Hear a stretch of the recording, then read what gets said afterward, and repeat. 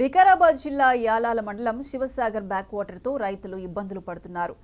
నాగసముందర్ రైతులు పొలాలకు వెళ్లాలంటే రోజు నదిలో సాహసం చేయాల్సి వస్తోంది. దాంతో నీటి డ్రమ్ములతో పడవ తయారు చేసుకుని పడవపై పొలాలకు వెళ్తున్నారు.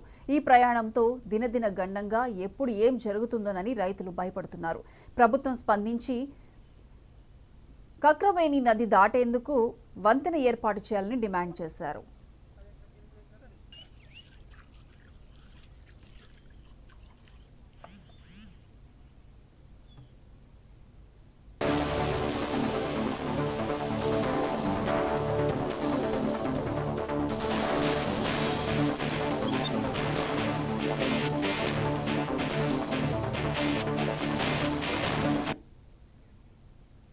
Right TV Bulletin updates. Keep watching 99 TV.